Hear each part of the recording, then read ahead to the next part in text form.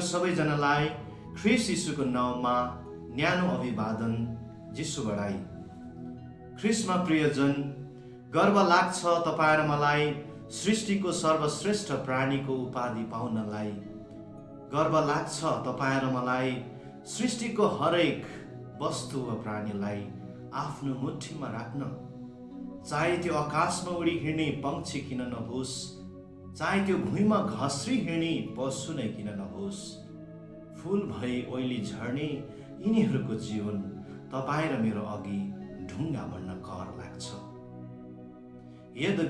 यदि मानव आन्तरिक प्रेरणायुक्त प्राणी हो भने हाम्रो यो सुन्दर संसार, हाम्रो यो सार्वजनिक घर सोच्ने अवस्थामा छ किन? स्मरण रहोस्, केही दिन अघि हमास अनि इजरायल बीचको रकेट अनि बम विस्फोटको सम्बन्धमा धेरैभन्दा धेरै संख्यामा साना साना नानीहरूले मृत्युको सामना गर्नु पर्यो किन? स्मरणीय छ, विगत वर्षदेखि सुरु भएको यो महामारीको आरम्भबारे आजसम्म पनि कसैले कसैलाई औलाउन सकेको छैन किन? उक्त जटिल प्रश्नहरूको मूल्याङ्कन गर्न हेतु दार्जिलिङ सिक्किम धर्म प्रान्त युवा आयोगको दिशा निर्देशन अनुसार यो जुन महिना पर्यावरण महिनाभरि क्याथोलिक धर्म मण्डलीका शिर पोप फ्रान्सिसद्वारा लिखित अनि प्रकाशित धर्मकोश लाउदातो C, which means praise be to you God, a historical encyclical as a tribute to the environment and to the creation of God मा मनन चिन्तन गर्दै उक्त धर्मकोशको परिचयात्मक एपिसोडदेखि सुरु भएको श्रृङ्खलाबद्धको यो चौथो अध्यायमा म यहाँहरू सबैजनालाई स्वागत गर्न चाहन्छु। अन्तर्निर्मित परिस्थिति अर्थात् इन्टेग्रल इकोलोजी भन्नाले परमेश्वर, मानिस अनि विश्व ब्रह्माण्डमा एक अर्काको घनिष्ठ सम्बन्धको समावेश भएको बुझिन्छ। संसार सम्बन्धको थुप्रो हो। The world is a bundle of relationships. सम्बन्धमा नै अडिएर बसेको छ हाम्रो यो सार्वजनिक घर।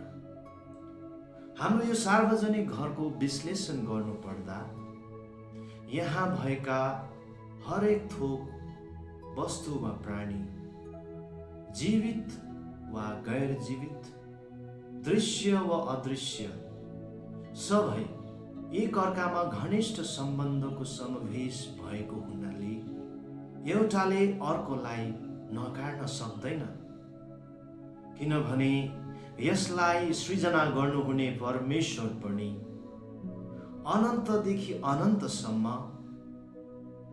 एकअर्काकै जीवन जिउनको सट्टा त्रिएकताको समाजमा बस्नु भएको छ। आदम अनि हावालाई सृष्टि गर्दा उहाँले आओ हामी बनाऊ एउटा समाजमा छलफल भएर मात्र त्यो काम पारित भएको छ।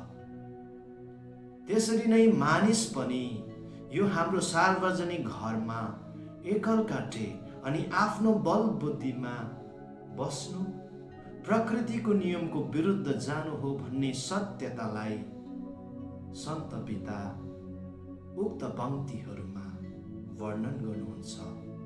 सर्व सम्बन्ध सम्मान्य आजको परम आवश्यकता हो। हाम्रो यो सार्वजनिक घरमा भएको हरेक थोक वस्तु वा प्राणीको आफ्नो आफ्नो धर्म हुन्छ। जस्तै आगोको धर्म जल्नु हो, पानीको धर्म ओह्रालो बग्नु हो अनि वायुको धर्म बहनु हो। यद्यपि यी सबै थोकको आआफ्नो धर्म भए तापनि यदि यिनीहरू एक अर्कामा घनिष्ठ सम्बन्धको समावेश भएको छैन भने यसको असर हरेक सृष्टिले अनि हरेक प्राणीले यसको असर समूहमा भोग्नुपर्छ। अनि यो घनिष्ठ सम्बन्धको संरक्षण गर्ने जिम्मेवारी परमेश्वरले मानिसलाई सुम्पेको छ। यदि मानिसले यसलाई आफ्नो स्वार्थको लागि मात्र प्रयोग गरे, हाम्रो यो सार्वजनिक घरमा अशान्ति आउँछ, प्रकृतिको नियममा तनाव आउँछ, हामीले लगाएको अन्न बालीहरूले आफ्नो समयमा आफ्नो ऋतुमा फल फलाउन सक्दैन, पहाड वन जङ्गलमा बसोबासो गर्दै आइरहेका चराचुरुङ्गीहरूले आफ्नो समयमा अनि आफ्नो ऋतुमा गुड बनाएर बच्चाहरू काट्न सक्दैनन्, किनभने संसार सम्बन्धमा नै अडिएर बसेको छ। Everything is connected. सांस्कृतिक परिस्थिति वर्णन गर्नु पर्दा हाम्रो देश विभिन्न धर्मले सजिएको देश हो। धर्म, भाषा, संस्कृति, वेशभूषा विभिन्न राष्ट्रको चिन्हारी हो अनि यसको पहिरनले आफ्नो जातिको अस्तित्व बचाउँछ। जस्तै संस्कृति भाषा, the oldest language of our country, त्यसरी नै yoga, the oldest form of meditation, त्यसरी नै हाम्रो वेशभूषाको कुरा गर्नुपर्दा धोती, साडी, दौरा सुरुवाल, ढाका टोपी यी सबै हाम्रो गहना हुन्। यसको संरक्षण गर्नु हाम्रो अस्तित्वको संरक्षण गर्नु बराबर हो। सन्त पिताको लागि त एउटा भाषाको पतन हुनु नै संसारबाट डाइनोसरको पतन हुनु बराबर हो। त्यसैले हामी सबैजनालाई उहाँले आह्वान गर्नुहुन्छ, आफ्नो संस्कृति आफै संरक्षण गर। कसैले कसैको धर्मलाई नीचा देखाउन होइन, तर यसको वास्तविक अर्थको व्यवहारिक पक्षलाई बुझ्ने प्रयास गरौँ। Since everything is connected. लोकहित सिद्धान्त अर्थात् principle of common good Catholic धर्म मण्डलीको शिक्षामा समावेश एक सिद्धान्त हो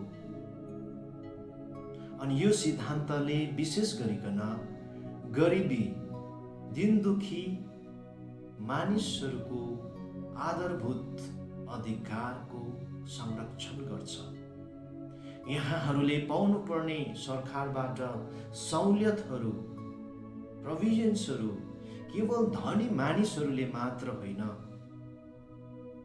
तर परिश्रमले थाकेका, गरिबीले थिचिएका, तनावग्रस्त भएका सबैजनाले यसको प्रावधान पाउनुपर्छ भन्ने आवाज यो सिद्धान्तले उठाउने गर्दछ। प्रभु यीशु ख्रीष्ट पनि यस संसारमा आउनु भएको एउटा कारण हो, आफू गरिब भएर अरूलाई धनी बनाउनु थियो र त्यसै कारणले उक्त पंक्तिहरूमा पोप फ्रान्सिस भन्नुहुन्छ, The present condition of global society where injustice is bound and growing numbers of people are deprived of basic human rights and considered expendable, the principle of common good immediately becomes logically and inevitably a summons to solidarity and a preferential option for the poor. यहाँनिर private and common प्रपर्टीको कुरा आउँछ। जस्तै म यो संसारमा एउटा धनी मानिस भएर बाँचिरहेको छु अनि मेरोमा भएको सम्पूर्ण धन सम्पत्ति मेरो प्राइभेट प्रपर्टी हो अनि त्यसरी नै मेरो छिमेकी पनि मेरो घर नजिकै बसोबासो गर्दै आइरहेको छ। अनि मेरो छिमेकीमा म जतिको धन सम्पत्ति छैन, एकदमै गरिबी अवस्थामा जीवन जिरहेको, अनि अघि बढ्दाखेरि भोकले त्यो मेरो छिमेकी मर्दैछ भने जब ऊ मृत्युको शय्यामा पुग्छ, त्यस घडी मेरो प्राइभेट प्रपर्टी उसको लागि कमन प्रपर्टी बनेर जान्छ। अनि यो सिद्धान्तद्वारा हामीले यसरी हामीले आफ्नो छिमेकीलाई माया गर्न सक्छौँ। Let us love our neighbors.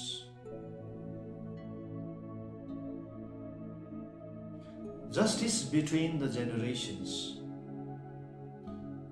परमेश्वरले मानिस जातिलाई उपहार स्वरूप प्रदान गर्नुभएको यो सुन्दर सार्वजनिक घरको नागरिक बन्नमा तपाईं र मलाई गर्व लाग्छ।